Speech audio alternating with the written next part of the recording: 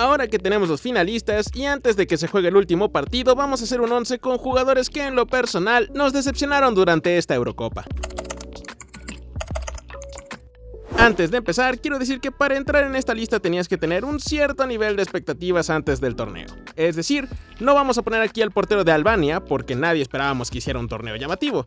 Y de una vez avisamos que esto es totalmente subjetivo y aquellos que nos decepcionaron a nosotros no necesariamente los decepcionaron a ustedes. Hay muchos nombres que nos gustaría discutir, así que al final del 11 vamos a hacer de manera rápida un banquillo con gente que quedó fuera por muy poco. Con eso en mente vamos a empezar con el 11 y usaremos una 4-2-2-2. Sí, poco convencional, pero es que hay mucha gente en ataque que nos decepcionó este torneo. En portería tendremos a Andrei Lunin, portero de Ucrania, y ustedes dirán, pero solo jugó un partido. Exactamente, ese es el problema. Consideremos el contexto del que venía el arquero. Titular prácticamente toda la temporada con el Real Madrid, héroe en Champions League en partidos como aquel contra el Manchester City, y muchos se debatían si él tenía que ser titular en la final de la Champions en lugar de Courtois. Tenía pinta de que si hacía una buena Eurocopa terminarían llegándole ofertas por todos lados, pero ese primer partido contra Rumania fue tan desastroso para Lunin que no volvió a ser titular el resto del torneo. 2 errores que llevaron a gol y una desatención con un fuera de juego que terminaron regalándole una goleada a Ucrania que terminó por dejarla fuera del torneo aún con 4 puntos en fase de grupos. Yo sé que no todo ese partido fue culpa de Lunin.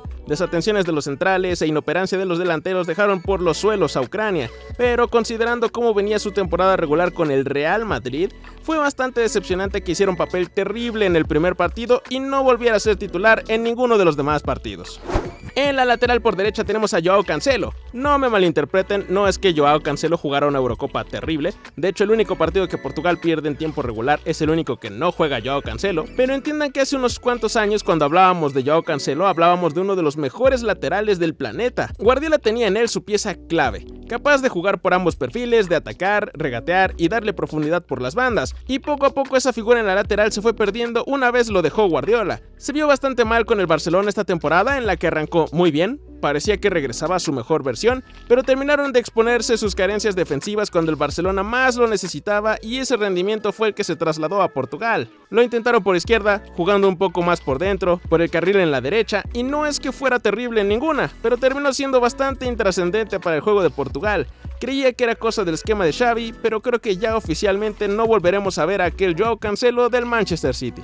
El primer defensor central es Virgil van Dijk, otro que no necesita presentación, aquel que logró ser el mejor central del mundo en su momento con el Liverpool de Jürgen Klopp. Van Dijk aquí representa toda la defensa de Países Bajos, una de las selecciones con más opciones de calidad en defensa, y ninguno terminó de rendir en la manera en la que esperábamos. Pero el caso más decepcionante es claramente el de Van Dijk, que uno esperaría fuera el líder no solo de la defensa, sino del equipo, pero estuvo terrible durante toda la Eurocopa. Al espacio no terminaba de ganar duelos, parecía que no se podía compenetrar con ninguno de sus compañeros, y lo peor de todo, por arriba era un regalo la defensa de Países Bajos, el sector que más debería dominar Virgil. Tuvo un partido terrible contra Austria, tuvo un partido muy flojo contra Polonia, y los turcos con muy poco casi le empatan en cuartos de final. Tal vez ustedes no esperaban tanto, pero para alguien que tendría que ser de los mejores defensores del planeta, yo sí esperaba un poco más. Lo mismo va para su pareja en este 11, Josko Gvardiol, y es que el rendimiento en su Eurocopa con lo que nos había ofrecido en el Mundial pasado es diametralmente opuesto. Recordemos que había sido de los mejores defensas del Mundial y ese mismo rendimiento le permitió llegar al Manchester City por una cifra millonaria, pero esta Eurocopa no hizo absolutamente nada. Entiendo que parte de la culpa es del entrenador, primero lo puso por izquierda ante España y Lamine Yamal le terminó metiendo un turbo baile por esa banda, luego lo ponen en el centro para que Albania termine sacándoles el empate en el último minuto sin que Gvardiol se viera bien en defensa, y para el último partido lo vuelve a poner en izquierda e Italia le vuelve a sacar el empate en el último minuto. Gvardiol venía de un cierre de temporada muy bueno con el Manchester City, pero en Croacia no vimos nada de eso y se terminaron quedando fuera en fase de grupos. Comparado con su rendimiento anterior, me parece bastante decepcionante el rendimiento de Gvardiol esta Eurocopa. En la lateral por izquierda tenemos a Federico Di Marco. Me duele meterlo aquí, porque es de mis laterales favoritos en el planeta. Creo que con el Inter es tremendo con esa línea de 3 del actual campeón de Italia, pero es justamente el rendimiento tan top que tiene en su club lo que me hace ponerlo en este 11 de decepciones. El rendimiento de Di Marco esta Eurocopa no estuvo ni cerca de lo que llega a mostrar en el Inter de Milán. Entiendo que Spalletti empezó con una línea de 4 y que ahí Di Marco no rindiera muy bien ni en el partido ante Albania ni en el partido ante España, pero es que contra Croacia puso línea de 3 con los dos carrileros como en el Inter y tampoco terminó de rendir. Fue tan floja su Eurocopa que el partido de octavos que pierden ante Suiza ni siquiera jugó de titular. Di Marco para mí es de los mejores laterales izquierdos del mundo, pero esta Eurocopa parecía estar muy lejos de ese nivel. Pasamos al centro del campo y aquí nos la vamos a jugar un poco con Declan Rice. Y digo que nos la vamos a jugar porque Declan pasó a la final del torneo, capaz lo metemos en el 11 y termina metiendo 6 goles en la final. Inglaterra gana gracias a él, pero la verdad es que su torneo está siendo bastante decepcionante para lo que tendría que ser Declan Rice. De nuevo, no es que fuera terrible, pero estamos hablando de Declan Rice, el que para muchos es de los mejores centrocampistas del mundo y particularmente de la Premier League. Jugó prácticamente todos los minutos de este torneo con Inglaterra. Le han cambiado al compañero en prácticamente todos los partidos y parecía que con ninguno terminaba de compenetrar, ni con Trent, que también podría haber entrado en este 11, ni con Gallagher, y al final parece que el que mejor le va es Mainoo, pero en todo el torneo Declan parecía que nunca había sido entrenado por Arteta. Nada de juego en corto, bastante todos con salida de balón. Entiendo que buena parte es culpa de Southgate, pero que alguien que tiene tanto talento y tanto nombre en Inglaterra tenga una sola asistencia en el torneo me parece un tanto decepcionante. Su compañero en el centro del campo será Dominic Szoboszlai. Yo sé, en la Euro no jugó tan atrás, pero en el Liverpool jugó por ahí en varios partidos. Acéptenme esta pequeña trampa. Pero es que teníamos que hablar sí o sí de Dominic Szoboszlai y de cómo es uno de esos jugadores que empezaron tremendo la temporada y con el pasar del tiempo terminaron bajando su nivel. No fue la excepción la Euro de Szoboszlai, en la que tuvo un buen primer partido y de ahí en fuera no volvió a ser relevante en el torneo. Incluso algunos de sus compañeros como Roland Salai terminaron haciendo una mejor Eurocopa que él. El hombre de Liverpool era la máxima figura de Hungría que apuntaba a ser caballo negro del torneo, pero al final tanto Szoboszlai como Hungría terminaron decepcionando a todos los que la colocaban más allá de fase de grupos. Sí, esos fuimos nosotros. Pasamos oficialmente al ataque, la sección en la que más decepciones nos llevamos, y por la banda derecha tenemos a Jeremy Doku. Intentaron ponerlo en todos lados a Doku para que funcionara en su primer torneo como titular de la selección de Bélgica, y en ninguno terminó de rendir. Jugó de extremo por izquierda, de extremo por derecha, más retrasado en una 4-4-2 para los octavos de final, y en todas parecía el lado más débil de Bélgica. No porque no pudiera atacar, sino porque balón que le dabas a Doku, balón con el que corría sin freno hasta línea de fondo. Entiendo que quisieran tener un poco más de protagonismo considerando que fue bastante llamativa su participación en el Mundial, pero la verdad es que fue bastante decepcionante su rendimiento con selección nacional, y tampoco es que con el Manchester City lo hiciera increíble, pero entiendes que ser titular en el Manchester City es bastante complicado, si no pregúntenle a Julián Álvarez. Y sí era la apuesta de Guardiola para revolucionar los partidos que se le complicaban en defensa. Ahora que es titular y contra selecciones sin mucho nombre, esperaba un poco más de la joven promesa de la selección de Bélgica. Por el lado izquierdo tenemos a Rafael Leao, otro del que esperaba yo muchísimo este torneo, con una generación de Portugal que pareciera la mezcla perfecta entre experiencia y potencial.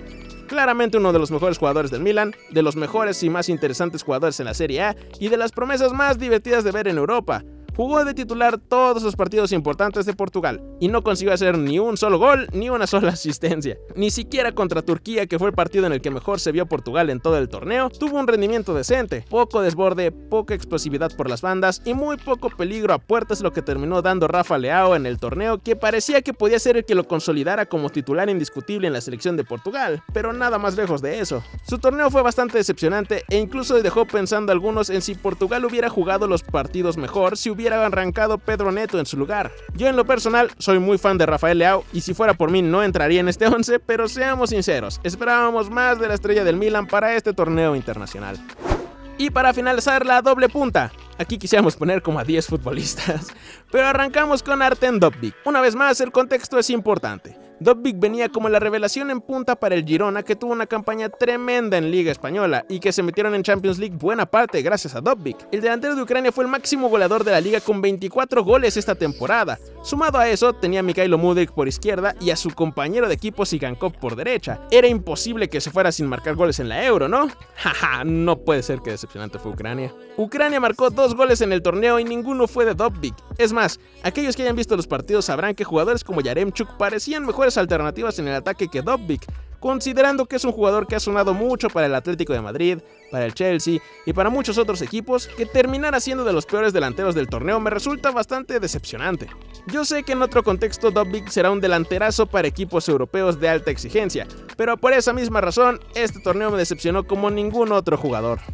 Y cerramos con Kylian Mbappé. La tortuga ninja canonizada con su máscara para la Euro tuvo un torneo bastante terrible, si somos sinceros. No solo lo decimos por los números, que tener un gol de penal y una asistencia parece poco, pero es que eso fue el 80% del aporte de ataque de toda la selección de Francia junta. Pero no sé si soy yo el único, díganmelo en los comentarios, pero sentí muy fallón a Mbappé de cara a puerta este torneo. Jugadas típicas de Mbappé que lo hemos visto anotar goles de ellas en incontables ocasiones, este torneo parecía que simplemente no entraban para Kylian. Si sumamos eso a la lesión de nariz, detalle no menor, intenten ustedes jugar con la nariz rota, Mbappé terminó dando un rendimiento bastante decepcionante para el que yo considero que es el mejor jugador del mundo a día de hoy. Supongo que el contexto tendrá bastante que ver, llegará por fin al Real Madrid, salió en términos raros con el PSG, Deschamps no es que sea el técnico más ofensivo del mundo y las temporadas largas han dejado bastante cansados a los futbolistas de élite, pero independientemente de las razones, sería mentirnos si no decimos que el torneo de Kylian de Mbappé fue decepcionante para alguien de su nivel.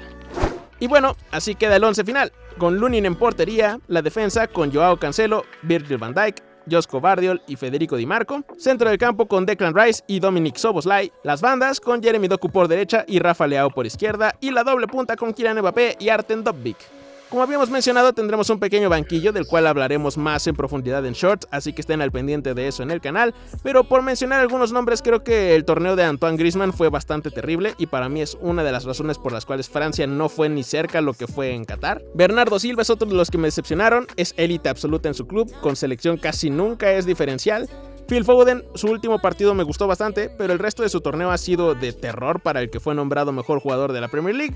Buena parte es gracias a Southgate, pero de todas formas es un torneo decepcionante de parte de Foden. En Italia hay un montón de decepciones, como el caso de Gianluca Scamacca, que al inicio nosotros pusimos como revelación del torneo y solo nos reveló que le falta mucho para ser el 9 de Italia. Jonathan Tah en defensa, considerando que no fue Hummels a la Eurocopa y sí fue Jonathan Tah, me parece un poco decepcionante el rendimiento en defensa de Tah.